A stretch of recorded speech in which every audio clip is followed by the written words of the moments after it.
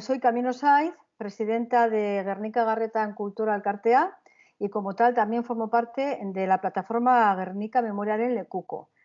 En este 83 aniversario del bombardeo, en el que nos toca estar confinadas, nos hemos visto obligadas a reinventarnos y a organizar un programa virtual que siga manteniendo viva la llama de la memoria histórica este aniversario también. Queremos tener en cuenta y dar un recuerdo especial para los que pasan el confinamiento lejos de casa y aislados. También para aquellas mujeres que viven con pánico en sus hogares. Y, como no, para los otros Guernica, aquellos pueblos que sufren el terror de los bombardeos y que no dejan de provocar más y más refugiados y siguen llenando los campamentos. Como parte de este programa, tenemos con nosotras a Ingo Nibel, historiador y periodista alemán que conoce muy bien tanto la historia vasca como la alemana, así como también el trabajo de la memoria histórica en ambos países. Egunon, Ingo. Egunon, Camino. Egunon. ¿Cuál es tu relación con Euskal Herria? ¿De dónde viene esta relación tan estrecha? Bueno, justamente este año van a ser 45 años que llegué la primera vez a Guernica, siendo un chavalito de 9 años, y bueno, mi relación con Guernica tiene una prehistoria, para decirlo así, que mi padre trabajó durante un año en la empresa de armas Astra Unteta, en Guernica, en 1960-61. Y durante esta estancia en Euskal Herria, pues llegó a conocer por qué la chapela vasca, que en alemán se llama Boina Vasca, Baskmütze, se llama así, quienes son los y las vascas y vascos. Y bueno, en el 75 fue la primera vez que él viajó con toda la familia, es decir, conmigo, mi hermano, mi madre, a Guernica. Y bueno, pues desde entonces empezó mi propio camino, mi propia relación con Euskal Herria. Muy bien, pues entramos entonces en el tema que nos toca, que queremos tratar, ¿no? Que es los adoquines tropezones, una manera especial de recordar a las víctimas del nazismo. Yo cuando he viajado a Alemania, en algunas ocasiones, he visto en el suelo de las ciudades unos adoquines con unos nombres, ¿no? Entonces, me ha llamado la atención. ¿Qué significan estas piedras, estos adoquines? Bueno, sí, son adoquines, miden 10 por 10 por 10 centímetros, tienen una placa de metal encima. Y en la placa consta el nombre de la víctima, es decir, el nombre entero, fecha de nacimiento y en pocas palabras lo que le pasó, porque es una víctima del nazismo. Y luego no se refiere solamente a un determinado grupo de víctimas del nazismo, que en Alemania, por ejemplo, son muchos adoquines tropezones, como los llamamos aquí, Stolpersteine, que recuerdan a ciudadanos alemanes que fueron asesinados por ser judíos, otros por ser homosexuales, otros gitanos o miembros de la resistencia antinazi, siendo comunistas, socialistas, etc. Y bueno, este es el significado de los adoquines tropezones. ¿Y quién los coloca o de quién o cómo surge esta idea? Bueno, el hombre que fabrica manualmente, artesanalmente estos adoquines se llama Günther Demnig. Este año creo que va a cumplir 80 años. Él empezó con esta forma artística, si quieres, en el año 1990, aquí en Colonia, justamente con motivo del 50 aniversario de la primera gran deportación masiva que organizaron los nazis. En mayo de 1940 detuvieron a 1 millar de personas por ser de raza gitana, como decían ellos, Sinti y Roma.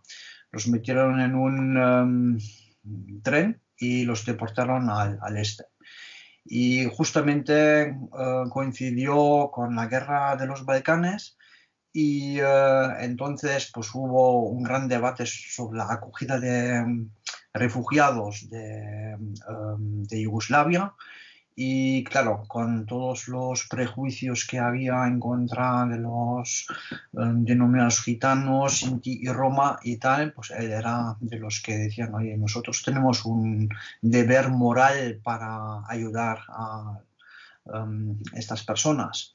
Y entonces agarró una máquina que conocemos de los campos de fútbol, que se utilizan para hacer las rayas en el campo, las rayas blancas. Y en vez de poner una raya blanca, pues puso un rótulo que ponía mayo 1940, deportación Sinti y Roma. Y hizo todo el recorrido desde el centro de Colonia, pasando por un puente sobre río Rin hasta el barrio de enfrente, donde estaba la estación de donde partía este tren. Y bueno, con esto empezó todo y encima él entonces colocó el primer adoquín tropezón delante del Ayuntamiento de Colonia, que en su interior había metido la orden de deportación firmada por el jefe de las SS, Himmler y tal. Y bueno, así empezó la idea de colocar los adoquines tropezones. ¿Y cómo hace estas piedras? Para él es muy importante que estas piedras se hagan de manera artesanal.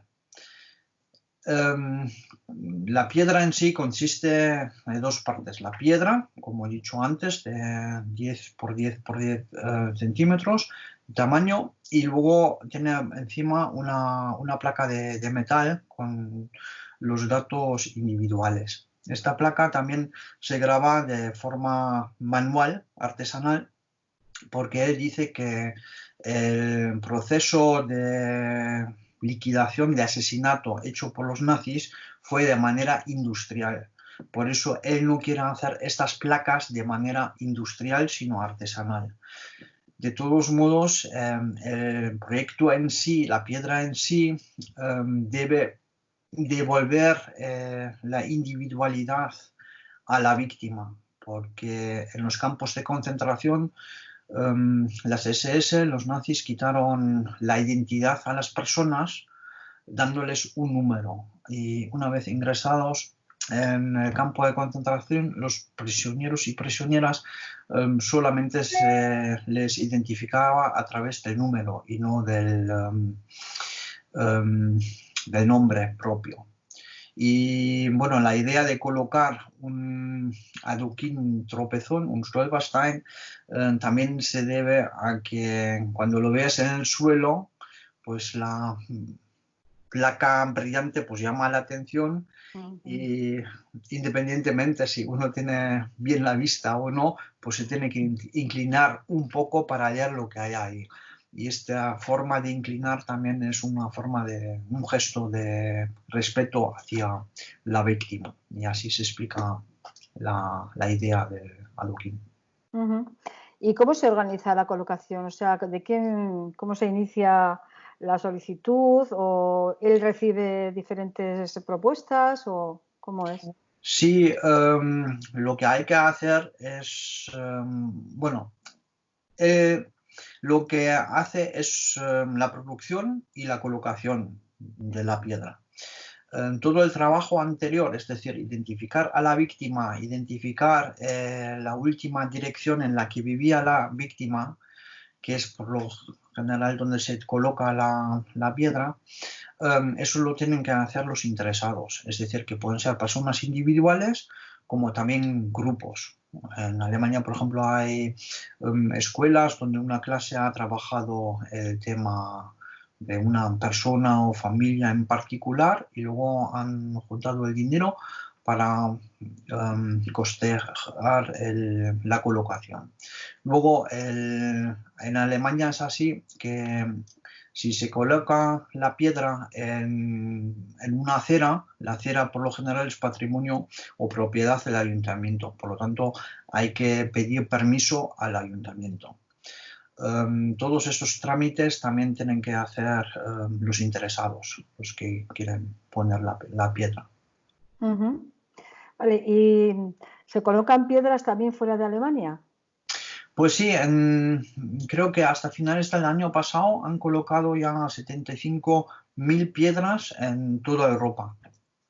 Y hay una página web, por ejemplo, con las piedras colocadas en Cataluña ante todo, que creo que van, no sé, decenas de piedras que han colocado por ahí. Es decir, en el grupo de víctimas también entran aquellos participantes del bando republicano, sean vascos, catalanes, españoles y tal, y ahí en Cataluña han promovido ante todo la colocación de estas piedras. Una persona famosa es Neus Català, una mujer catalana, republicana, que fue detenida por los nazis, creo que en Francia, y luego deportados a Ravensbrück, un campo de concentración de mujeres. Y no sé si fue el año pasado o el anterior, Demnig colocó en su presencia la piedra que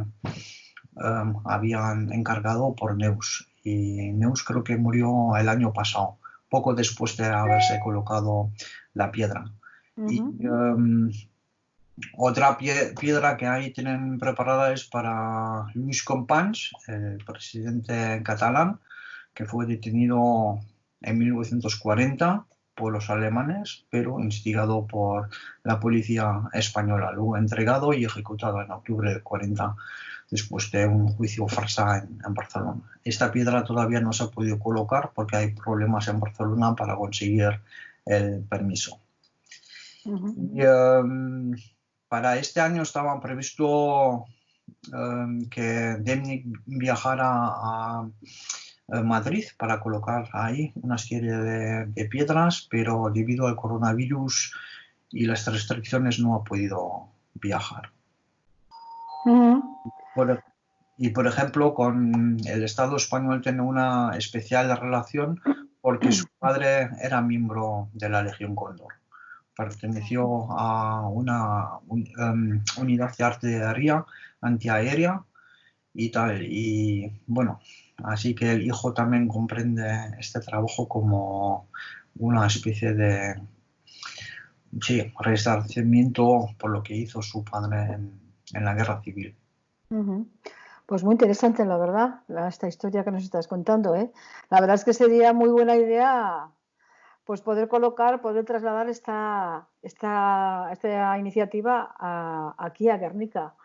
Bueno, tal vez nuestra plataforma recoja esta idea y pueda ser un trabajo para un futuro no muy lejano. Así que bueno, pues Ingo, si tienes algo más que decir al respecto, si quieres decir algo más. Pues no, aquí estoy para lo que queréis y ya se podrá hacer. Y ahora a todos y todas vosotras y vosotros un fuerte abrazo y ánimo para aguantar esta situación difícil. Vale, Ingo, igualmente. Entonces aquí despedimos a Ingo y esperamos verte pronto por aquí. Esperamos que sea muy pronto. Y al resto recordamos que sigáis nuestro programa virtual para este fin de semana, ¿de acuerdo? Vale, pues agur, eskerrik asko. Bueno, zuei, agur.